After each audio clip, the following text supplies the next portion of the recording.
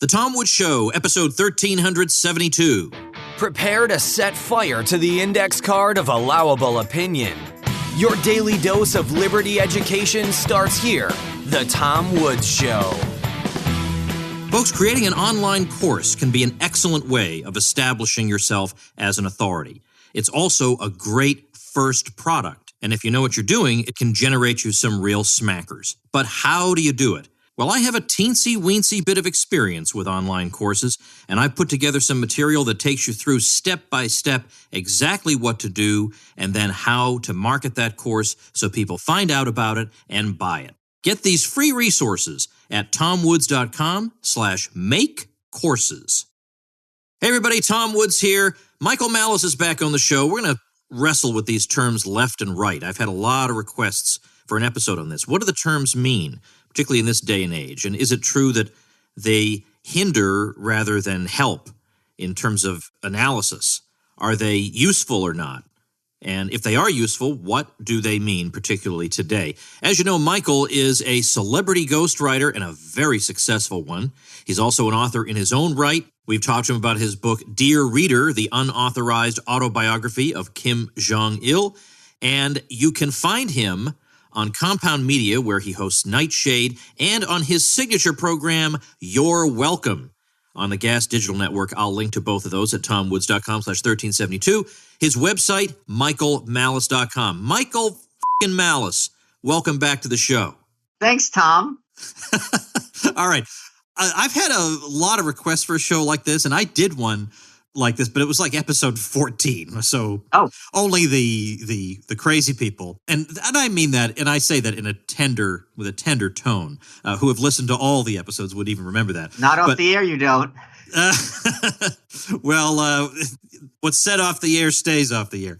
I want to ask you, I have a conversation with you about the terms and categories left and right, because of course they have multiple meanings, but I do believe they have a meaning, and sometimes libertarians get a little carried away saying either that they don't exist or they're phony or they're kind of made up to pit us against each other when they really shouldn't, or things of that sort, or that they don't apply to libertarians. Right. Or that libertarians are just plumb-line libertarians are neither left nor right. Right. And maybe that's true, maybe it's not, but I think it's more asserted than proved most of the time. And so I thought it would be useful to do that. So today, for instance, now I can understand, let me just set this up a little bit.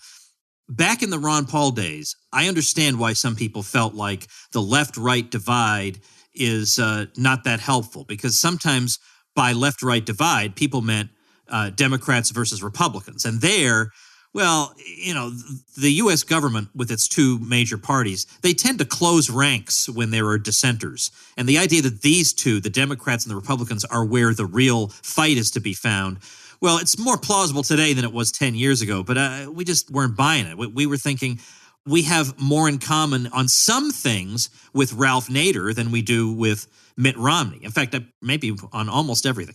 I don't even know. But the point is, people thought there's something screwy about this.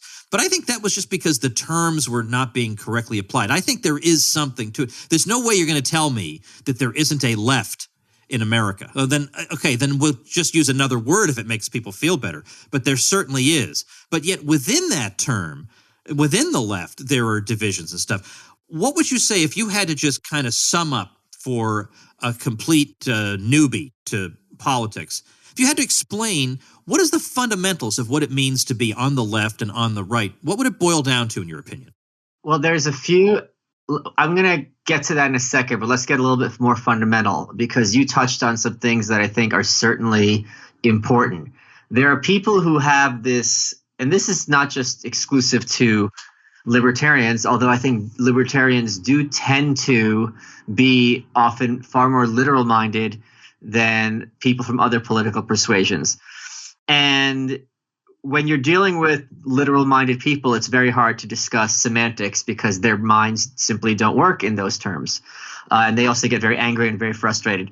And there's also a big problem where people have this idea that I'm X, the bad people are Y, and therefore they're going to draw this nice little line, and all the bad qualities are going to be ascribed to Y, and all the good qualities are going to be ascribed to X. And the classic example of this with right and left is that left means government, right means freedom, so Hitler and Stalin are the same, and anarchism is right wing. Well, when I ask them, well, do you think that there's no difference between right wing anarchists like Rothbard and left wing anarchists like Emma Goldman or Kropotkin or something like that?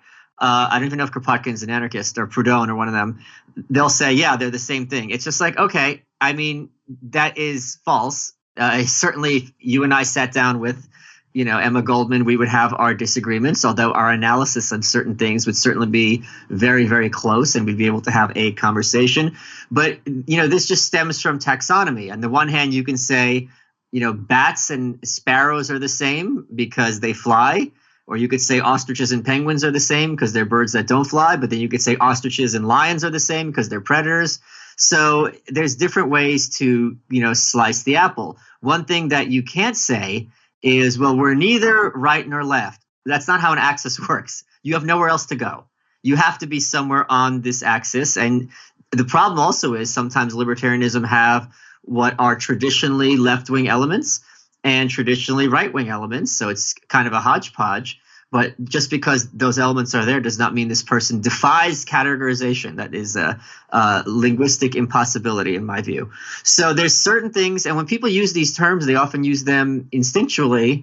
They don't really have coherent definitions, and that's why the conversations get messy. Well, most people don't use most words, with coherent definitions. They just use them very loosely, especially as words are thrown out into the vernacular. So the first distinction I would define right versus left would be egalitarianism versus hierarchy. Do you aspire to equality, or any reference to equality is leftism? And now a lot of people get triggered by this because they don't like leftism, they like equality, therefore they don't like this definition. Well, too bad. Right-wingism historically means hierarchy and an understanding, appreciation, or even admiration of hierarchy. So that would be one very clear and easy distinction that is used. And I think that's used very commonly, although maybe not consciously.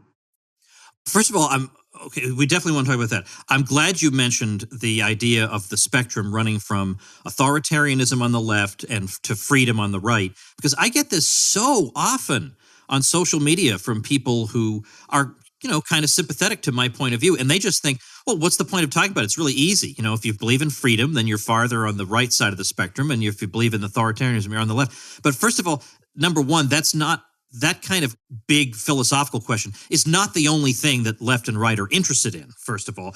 But secondly, that's not even really true because there are plenty of people who clearly are on the right. There's no other way to describe them, who do think that the state would be appalled at the idea of anarchism, who think that the state or even minarchism. I beg your pardon? Or even minarchism. Or even minarchism. They believe that they believe in the way George Will has a book called Statecraft as Soulcraft. They believe that because man is fallen, the state needs to create the atmosphere in which he is most likely to be able to live a virtuous life. And if that means the state needs to intervene in family life, in censorship and whatever, then they'll do it. And that's clearly right wing. And that involves a considerable state. So that is wrong to think of it that way. Do not, as of this episode, stop thinking of it that way. Now, your point about equality and hierarchy is very important. Back in and just in case everybody doesn't get this already, Michael and I talk a lot and we're friends. And so when we are on each other's shows, it's a conversation more than like a stilted interview. So I do want to have this in that kind of format. We think about equality back in the it was either 70s or 80s, in Modern Age, which was the publication that has been, I guess, at least since the 50s, Russell Kirk founded, conservative publication put out by the Intercollegiate Studies Institute, scholarly journal. Harry Jaffa, who was a Straussian, had a debate with M.E. Bradford, who was the guy who was put up to be, by Reagan, the head of the National Endowment for the Humanities, and then the neocons smeared him, so he had to withdraw his name. And then we got Bill Bennett. Thank heavens, we got Bill Bennett. Anyway, Bradford and Jaffa had a famous debate on whether equality with a capital E was a conservative principle. And Jaffa said, absolutely it is. And Bradford said, no, it's not. And he had all his reasons. And his main reason was because it is an engine of permanent revolution. which is the opposite of what a conservative believes. But let me ask you, though, about the hierarchy end of that question, because I guess it sort of depends on the kind of hierarchy you have in mind. I mean, if you go back way, way back in history, then the right wing would have been the people who favored the hereditary aristocracy and or the traditional privileges of the monarchy and so on. Right. Whereas Thomas Jefferson, who I know is not your favorite historical figure, he clearly did believe in a natural elite, but his idea of the natural elite was one that was voluntarily recognized by people, not one that had hereditary privileges. And in this day and age, nobody basically favors hereditary privileges for an elite. So even people who believe in hierarchy, nevertheless, are kind of, they don't believe in a enforced inequality. So that is kind of an evolution of the right wing, is it not? I mean, Jefferson was hardly a full-blown leftist, but in the context of that spectrum of the founding fathers, him and his group would be the left-hand group. He was the one who spoke about all men are created equal and things like this. So equality was his kind of watchword. You don't really see Hamilton, who would be the aristocratic impulse, speaking in terms of those concepts. And Jefferson's idea of hierarchy, again, he's relatively left. These terms also have relative and are contextual. His idea of hierarchy wasn't this stratified, levels like a Hamilton would have. It would really be the dirt farmers, who he said are the, basically are children of God. And then you have the landed gentry and slaves, but we don't really talk about them in his conception. So it's basically like two tiers. And even then, he wasn't particularly comfortable with the idea that some men are better than others. Like, here's another example. John Locke, who obviously, for everyone listening, was I would say, most influential political philosopher of the Revolutionary era. He said in one of his treatises that people are basically the same, and that the differences don't really matter. So you have to get to contemporary times, or maybe Marxism, to have this real full-blown leftism with the idea that human beings are inherently interchangeable and equal in that sense. And you see that nowadays. There's these attempts to make us all interchangeable and kind of, force the meat through the grinder and the cookie cutters. But yeah, it's just you made a reference, which I think is important.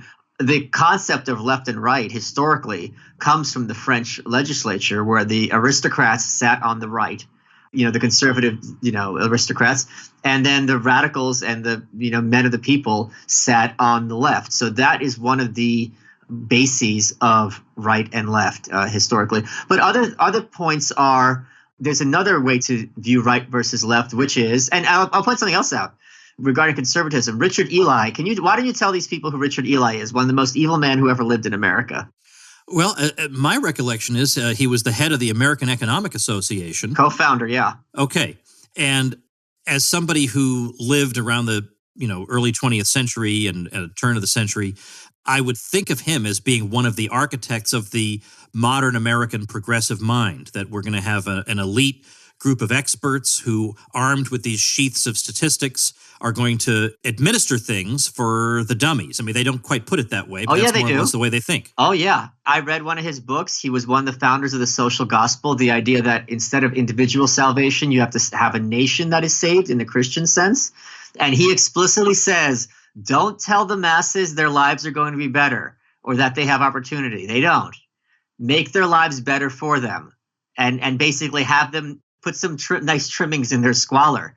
And the last chapter of his autobiography, and he was Woodrow Wilson's mentor. Woodrow Wilson is the archetypical progressive, even more than Teddy Roosevelt or FDR. The last chapter of Richard Ely's book, his autobiography, which I just recently got a signed copy of, My Belief in the Equality of Opportunity. This was a progressive left-wing concept. And you know my quote, Tom, I say this on Twitter every 5 seconds, that conservatism is progressivism driving the speed limit. All these ideas that conservatives fight for have their roots in progressive dogma, and they often don't even realize it. And let me say one more. Can I give you another example? Yeah, go ahead. Another example of right versus left is an emotional one. Do you sympathize with the weak, or do you empathize with the strong? So when people talk about Law and Order being right wing and Bleeding Hearts being left wing, this is a categorization that they're using. Do you want to be, the strongman? Strongman historically, political strongmen are regarded as, right wing, whereas, Mother Teresa and people like that are regarded as left wing. So these terms also apply in non-political context, but in social context.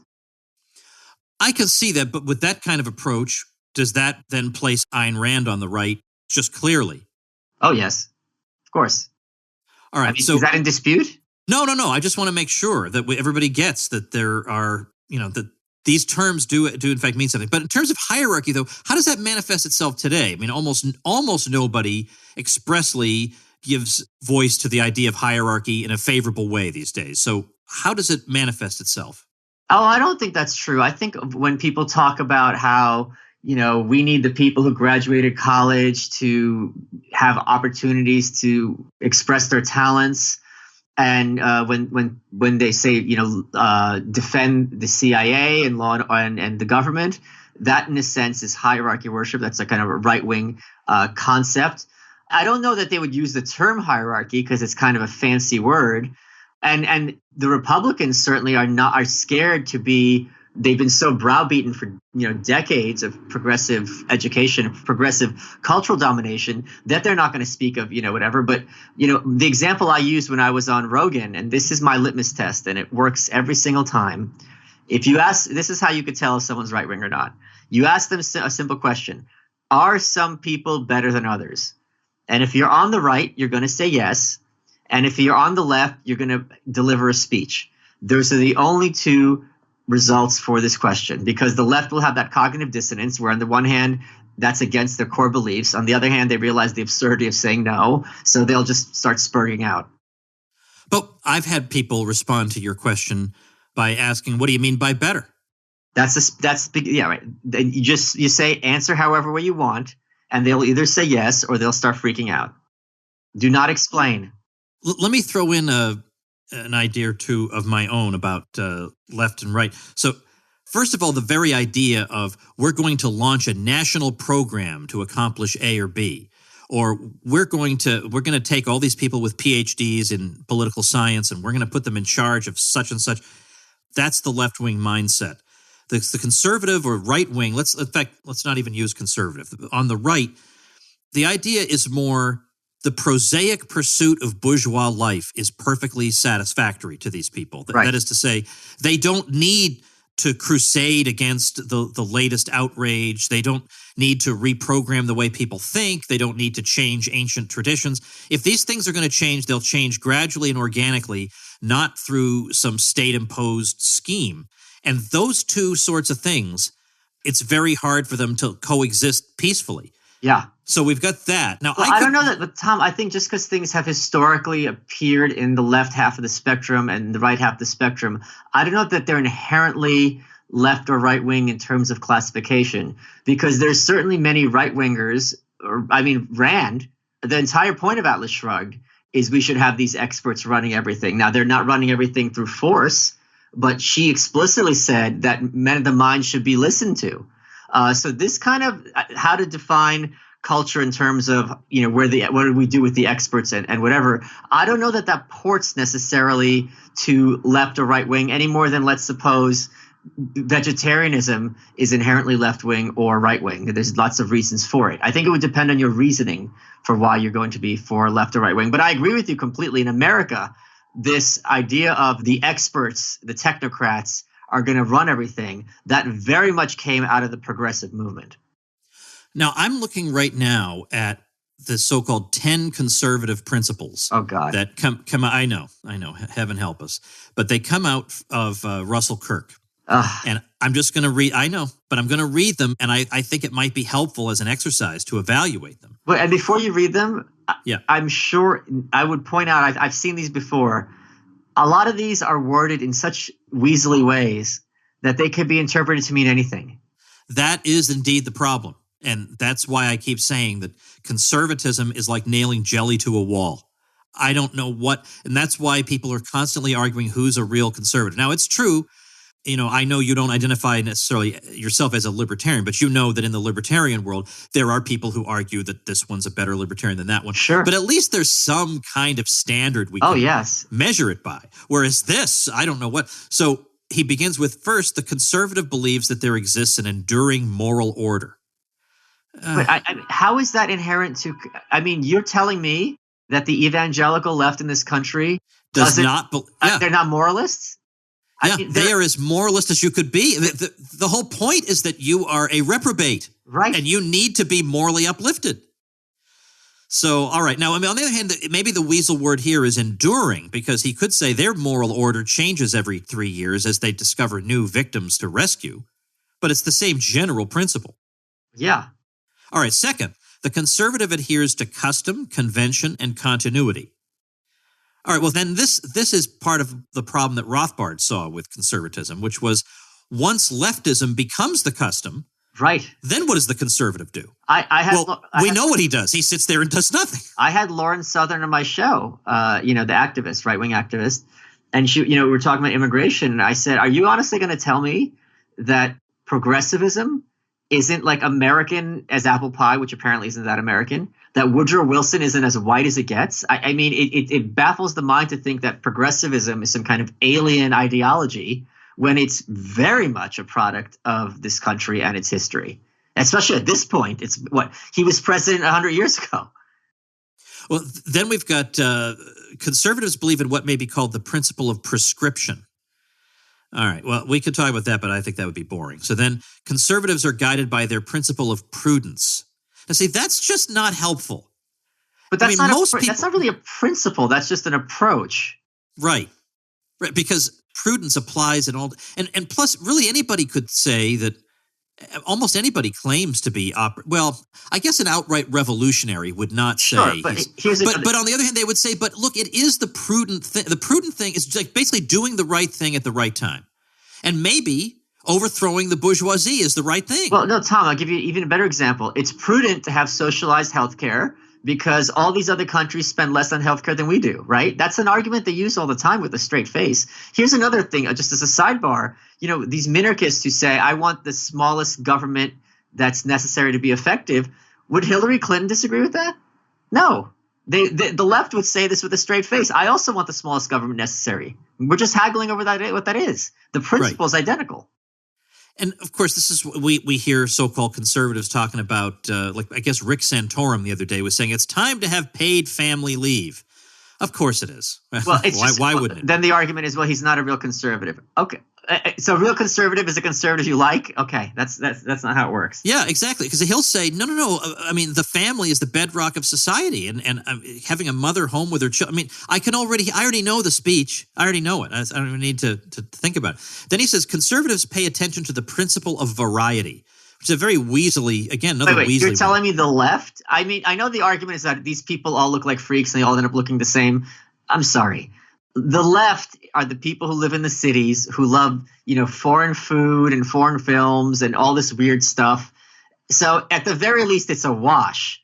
It's a wash because they believe in some forms of variety, but then they do, when it comes to ideology, they do demand uniformity. But culturally, they are far stronger in terms of wanting variety, which is not necessarily always a good thing. This isn't a celebration of the left. I'm saying if you're going to put culturally who has more variety, the conservatives or the liberals, this is not going to be an argument that Russell Kirk is going to win. The man who refused to get a car because he thought it would take people away from where they were born. Right. Or he never learned how to drive. He would let other people drive him around, but he never learned. Sounds like a certain Russian immigrant I know. Yeah, anyway, number 6.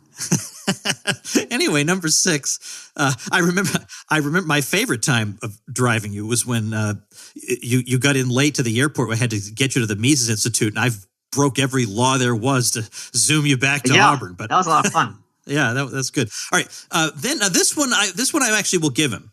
He says conservatives are chastened by their principle of imperfectibility. And of course, here he just means the idea that you could create a new Soviet man, or that eventually through evolution, education will make man perfect, or abolishing alcohol will make man, all these sorts of things a Russell Kirk guy would correctly roll his eyes at. I'm gonna disagree a little bit because again, this could be interpreted several ways.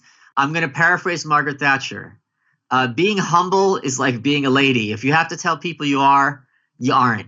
So the idea that Russell Kirk and the National Review crowd are chastened by their imperfectibility, are they really speaking, softly? Are they being like, oh, maybe I could be wrong? Or are they absolutely smug, even more smug than a sensible left? Okay. So there's two ways to read it: on a personal level, and then there's also the good sense, which is the idea that people are always going to be flawed, which also I don't necessarily is a right-wing idea. I don't necessarily agree with it, because if something's inherently flawed, then the term flawed doesn't really apply. I wonder about that, though. If that I'd have to chew on a bit, because I could imagine.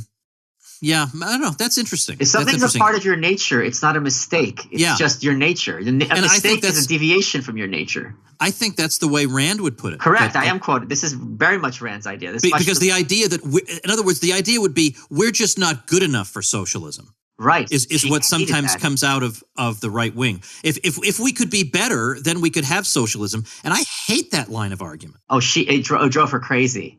It drove her crazy. Then we get this. Conservatives are persuaded that freedom and property are closely linked. Okay, but libertarians can go farther than that. But you telling me liberals aren't?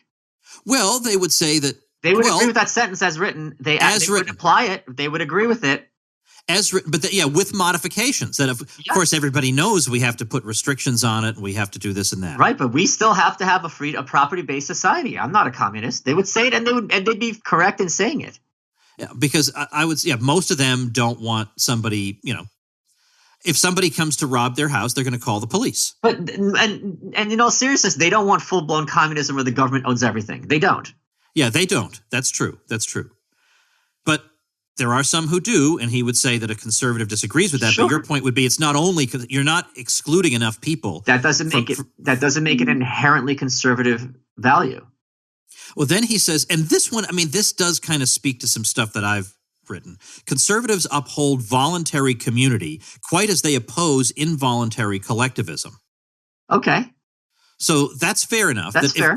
And particularly if you want to go start your little socialist community, as some people did in the 19th century, go ahead, knock yourselves out. Yeah. But to tell people in, I don't know if it was somewhere around a dozen time zones that you are now Soviets, which is an identity that did not exist 10 minutes ago. But that is the identity you have now. And we're all going to act as if that's all you have. We object to that. But again, remember the social democrats in America, like Arthur Schlesinger, wanted to fight the Cold War as much as anyone. So again, it's not enough I think these are not enough. So then he says, the conservative perceives the need for prudent restraints upon power and upon human passions. Who doesn't? Again, who doesn't? Too. Yeah. The whole point of civil rights legislation is that. Well, then we get the thinking conservative understands that permanence and change must be recognized and reconciled in a vigorous society.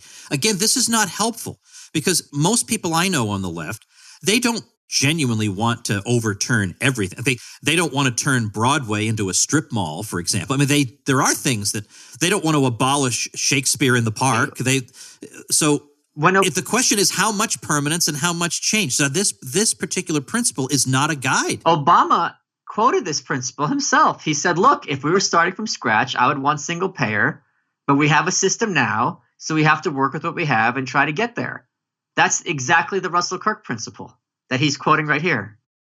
So I think this is part of the reason that conservatism just hasn't really gone anywhere in terms of successes. If you have a book of conservative successes, it's pretty darn small. Correct. I don't understand. I don't see what's so attractive. And then in the political version, the slogans for it are not particularly attractive. And so all they can come up with is the left is much worse. And the left is very bad on a lot of things, but I still maintain you can't beat something with nothing. What is it that you want? You don't want this program and you don't want that program. What do you want? And hold on. And it's so hard to get an answer. Saying someone else is worse is not a principle. A principle exists independently of other people or other actors. So many of these principles are comparative to the left in the sense of they're bad, we're not as bad, but they're not really coherent in and of themselves. For example, politically, historically, the principle is we should have a balanced budget. Okay, does that mean you raise tax? According to that, if that is your principle, right? If that is your principle, then raising taxes and thereby revenue and cutting spending would both be principally identical. So you could have 70% taxes and $7 trillion budget, or 10% taxes and $10 trillion budget. They'd be the same. That's not a guide to action in terms of what you're going to do. It's just for equality in an economic sense. If I were to try to define it, and I've done a lot of talking about this, it's easier for me to define what the left is all about than it is for me to define what the right is all about. Because they have principles. Yeah, they do. Whereas with the right, there's this sense, partly it's that the right, if they really are authentically right-wing, there's a part of them that really does not want to be political, does not want to have to formulate a program.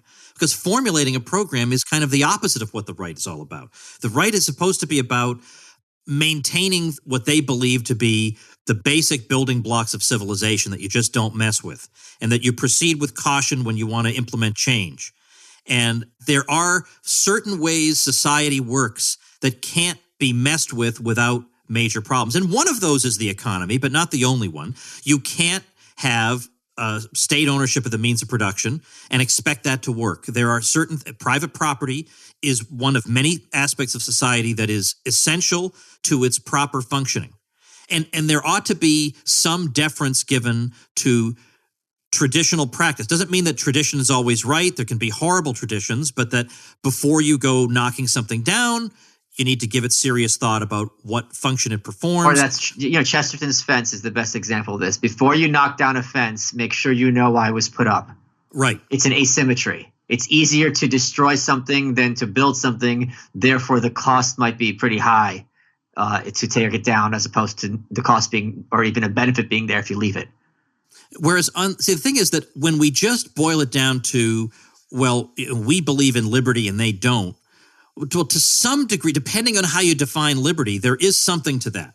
Like libertarians believe in it and these people don't. But the thing is, the way the left would look at it, they would say, because, for instance, I do believe that a good portion of the history of libertarianism is actually a case of the left develop. I mean, I think the libertarianism more or less begins as a left-wing-ish movement, because what else could it be in the context of that time? But what happened was, this is what I think happened, obviously that the term classical liberal refers to something very different from modern day American liberalism. Sure. Well, how did that come about? Well, what seems to me what happened is they wanted to get rid of restrictions, they wanted to get rid of state restrictions, tariffs, restrictions on commerce, all kinds of restrictions of this kind. And they thought that this would have a good effect on all of society, which indeed it did. But I think some of them thought it would have a more equalizing effect than it actually did. So when that turned out, when removing state restrictions turned out to have disappointing results from their point of view, they thought, all right, well, now we need to go to the next level, which is now we need to get the state involved to continue the equalization process. And I think it developed from that kind of liberalism to modern liberalism, just saying that, well, you guys are just unreasonable. Look, we tried that and it had some good effects, but now we're just going to, the state was used to hurt the average man in the past. Now we're going to use it supposedly to help him. And so what they're thinking is the individual will be helped and will have more liberty because we will use the state to give him more opportunities, more wealth, and thereby more flexibility to live his life the way he wants to. And isn't that more freedom? Yeah. That's the way they think of it. It's the sarcastic, oh, you mean I have the freedom to starve? Exactly. So that's what they're fighting. There's two other ways to look at left versus right. One of which is, and this sounds like a criticism and it's not, the right is inclusionism versus exclusionism. Should everything be made as accessible to everyone as much as possible? That's a left-wing idea. Or are there some things just for me, and it's not really something that we should be fighting for? That is very much a very left versus right divide. And that ties into another way to look at left and right, which is veneration of the outsider or us versus them. That's a left versus right-wing idea. Now, again, when people hear that, they have these quick reactions of like, blah, blah, blah. Sometimes veneration of the outsider is good. You want to let people into your society because they're going to add value. Sometimes it's really bad. The Trojan horse being a great example, or things like of that nature. So these divides are not, one side is inherently good, one side is inherently bad. There are situations where one principle would apply and one wouldn't. And another way to look at left versus right is, are you someone who is attracted to the new and something that you haven't seen before? Or, this conservative, like, I like what I have and that's fine. That second group, although I don't belong to it, you need those very, very, very much to have continuity in a society. If you had every 20 years of revolution and things getting overthrown, that is not a country you want to live in. Agreed. So, all right. So here's why I think it's possible to look at libertarianism today. And in a way, I could see both sides being right in trying to classify it. Like, for instance, you could be extremely traditional and say, look, I don't like any aspect of the modern world. I don't like being told what I'm supposed to believe about families or gender or any of this stuff. And I just want to secede from it. I want to be left alone. I don't want any of these impositions placed on me.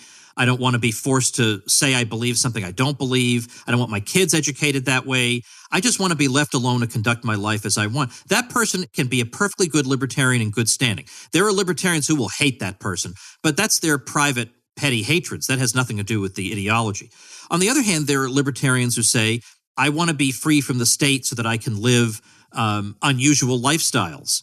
And sure, okay, but given that politics is not all of life and therefore does not sum up entirely what it means to be left or right, those people who believe that it's their duty to knock down traditional institutions and ways of thought, those people belong on the left. What binds them together is that if they're people of goodwill, they can say, look, I don't really like the way you plan to live your life, and you don't like the way I plan to live mine. But this is a big world, and there's plenty of room for both of us, as long as we just agree to leave each other alone, and have that much goodwill toward each other. And yet even the libertarian movement can't seem to show that kind of goodwill toward each other half the time. Yeah, and I also want to point out one thing. My question about left versus right, there was someone on my Facebook, I forget who it was, and he went on for half an hour, like literally half an hour of walls of text in reaction to my simple yes or no question. And he said, I assure you that if you met me, you would consider me right wing. And I just said, the data says otherwise. So I think in a sense, this is like the trans issue where people are like, where they don't like, they're like, well, I'm right wing. This classification would put me on the left wing. Therefore, the classification's wrong. It's like, no. You just have this idea of yourself that doesn't port to how this classification makes you feel, and this is causing you some kind of psychological distress. That doesn't necessarily mean the classification's wrong. It could be that your self-image is wrong, and that in certain contexts you would be regarded as left-wing, and that's okay. It's not. Neither of these terms are loaded in terms of moral or in terms of a quality of a person at all. They are classification terms. Let me ask you this. First of all, when you hear the terms right-wing and conservative, I can distinguish between those mainly because when I hear conservative, I just think of the official conservative movement in the U.S. with its think tanks and its media personalities. Right.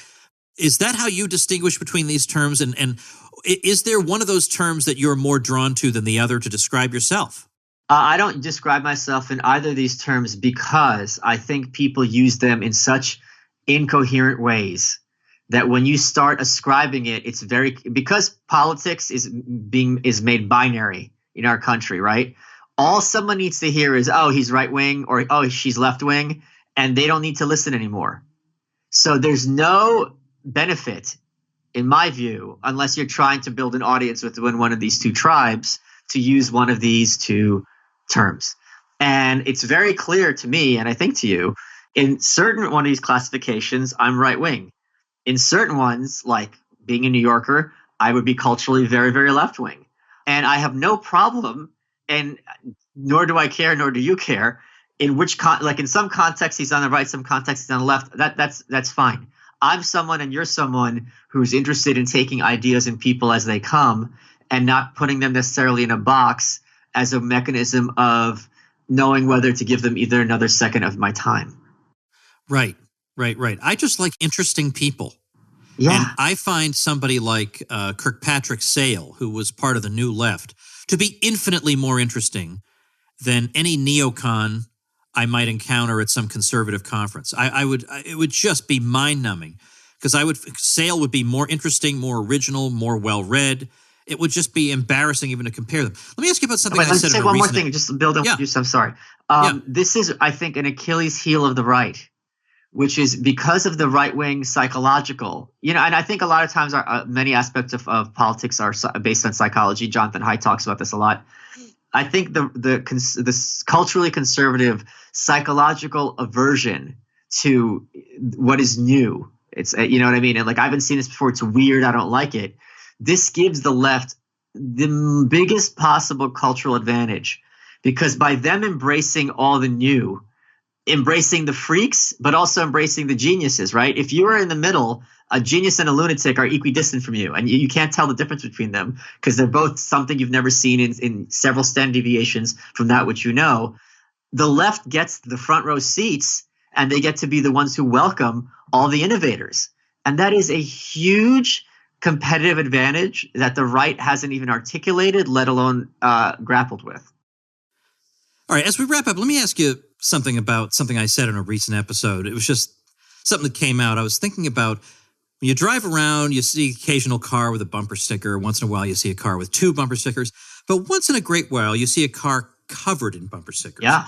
And 99 times out of 100, that's a car full of left-wing bumper stickers. Almost always. Well, it depends where you are. If you're in the Midwest, certain places in the Midwest, it's going to be right-wing. But yeah.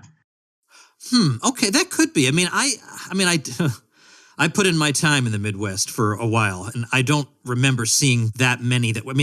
You saw a lot of cars that had right-wing messages on them. But I thought Topeka is going to try to position itself as left-wing against the rest of Kansas, right? So it's going to be a relative. That's true. Yeah, that's definitely true. I mean, it was the capital city and all that. But I think in general, I think it's fair to generalize that most of the time, when I see, let's say, a backpack that's covered with pins or a car that's covered with bumper stickers, they seem to have a left-wing message. And I was arguing that's not a coincidence. Of course it's not a coincidence. So why do you think it's not a coincidence? Because how does that sum up? Like, how does that reflect a left-wing way of thinking? I don't know if it reflects left-wing cultural dominance. You walk around somewhere with a MAGA hat and you walk around somewhere with a pussy hat. What are going to be the reactions to you? The second one's not really good. The MAGA hat, you're not going to have much benefit, but you might actually be physically assaulted. And the pussy hat, people are going to roll their eyes, the right wing, they're like whatever, or they're going to cheer you. So the cost-benefit analysis is completely asymmetrical. Okay, now that's an interesting insight. I hadn't thought of it that way. I was thinking more along these lines. Thomas Sowell is a guy you and I both like, and one of the themes of his books is that it can take 2 paragraphs or 3 paragraphs to refute a one-phrase slogan that you see on a bumper sticker or you hear in politics. So, for instance, the idea that, well, there must be racism or discrimination at work if this group is doing better than that group. And Sowell says life is so unbelievably complicated. There are cultural and many other reasons that one group. How about the fact that Polish Americans are 25 years older on average than Puerto Ricans? Well, that alone is going to make them.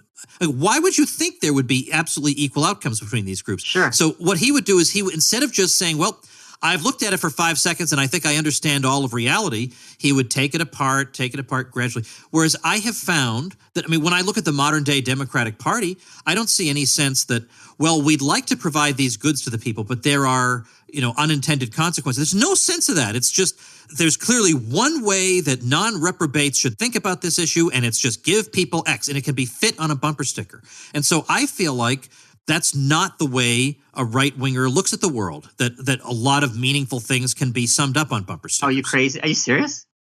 Yep. I'll defend that to the death. Okay, you can defend it. Well, the death's imminent. You spend 10 seconds on Twitter. You're telling me there aren't right-wing bumper stickers from Hear the Moon? From My Cold Dead Hands? That's not a right-wing bumper sticker? Yeah, but I'm talking about why is it that the Second Amendment defends the First? There's a million of them. What are you talking about?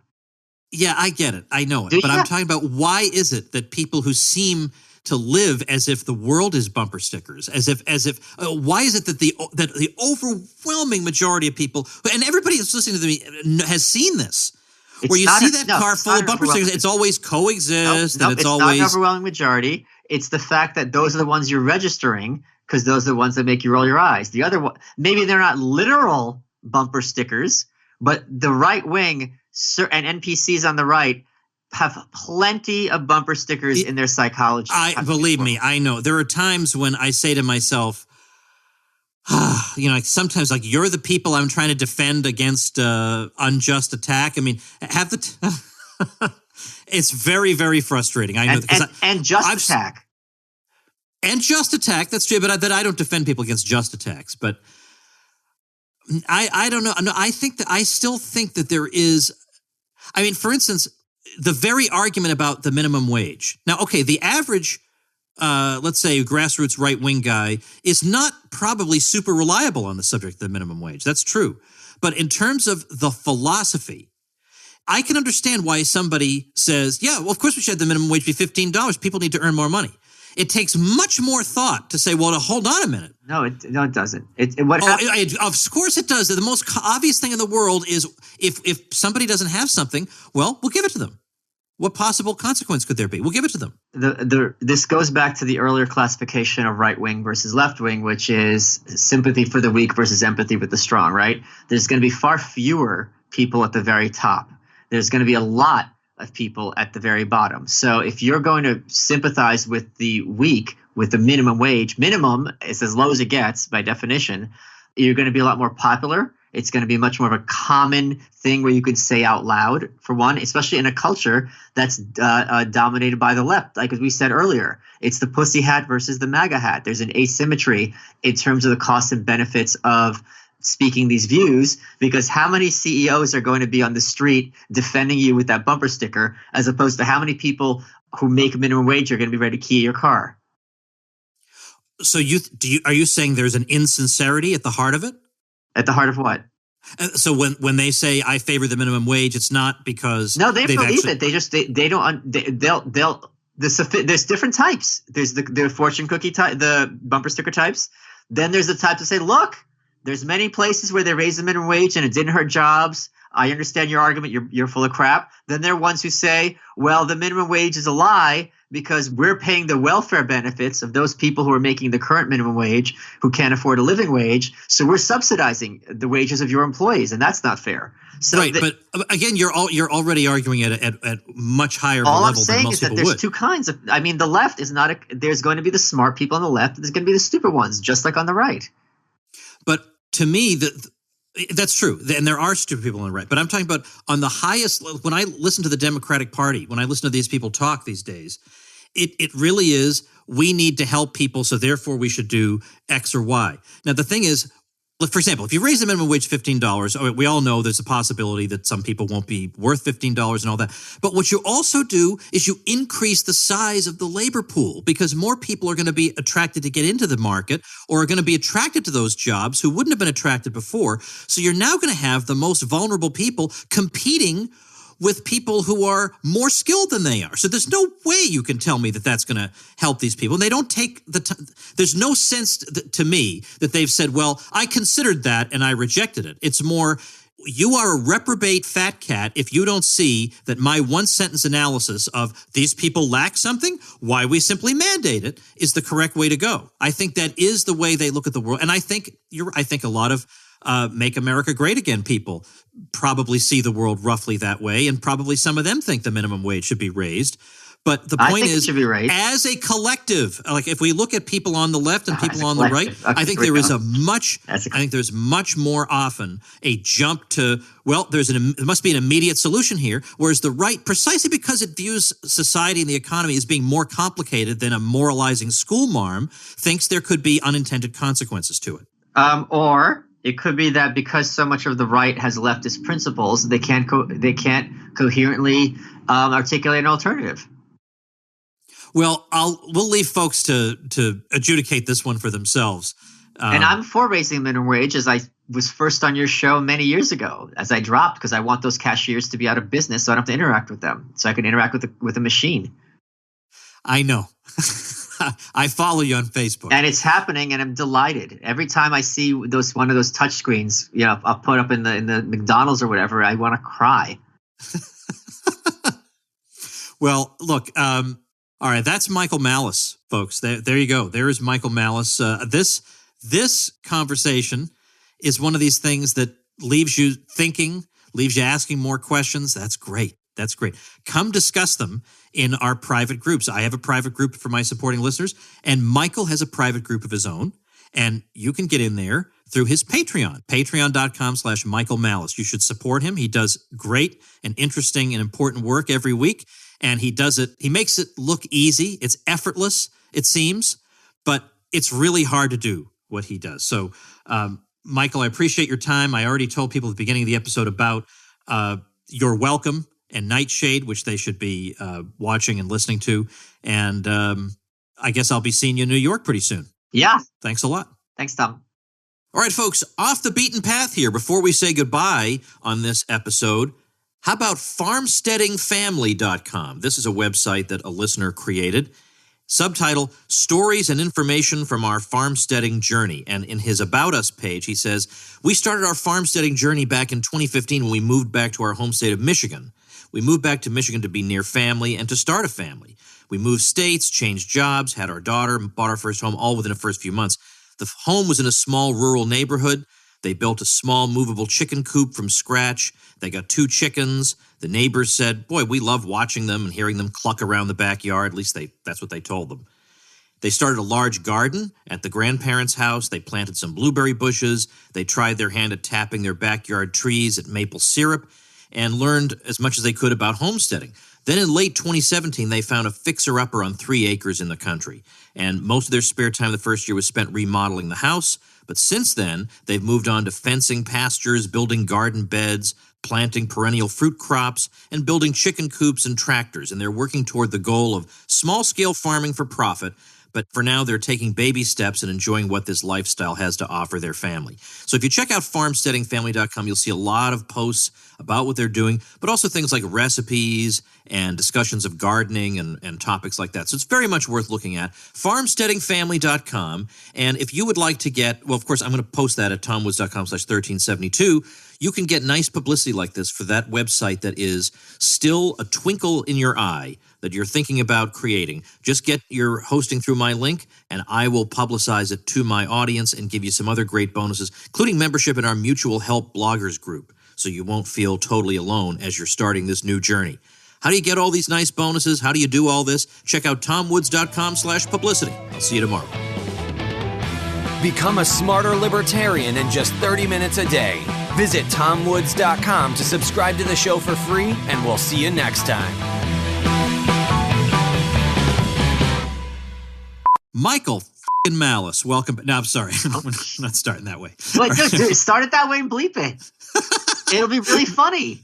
All right. Here we go. Yeah. Here we go. You ready? Yeah. All right. Michael, all right, I'll actually say it and we'll let him bleep it. Yeah, you have to say it, but then he has to bleep it. Yeah. All right. All right, so here we go. All right. And man, was that guy a crack researcher. And I better say that again. Hold on. No, I like leave it in. Yeah, he liked crack. All right, Chris, we're gonna. Wait, you said crack researcher, not crack researcher. Yeah, exactly. But there are some people who won't make the distinction. Oh, come on, leave it. Yeah, leave it. They'll say, no. Look, this is a dog whistle by Woods, right? All right. Anyway, here we go. Maybe I'll use it as a for the blooper tape or something. All right, here we go. Like the sound of the Tom Woods Show? My audio production is provided by Podsworth Media. Check them out at podsworth.com.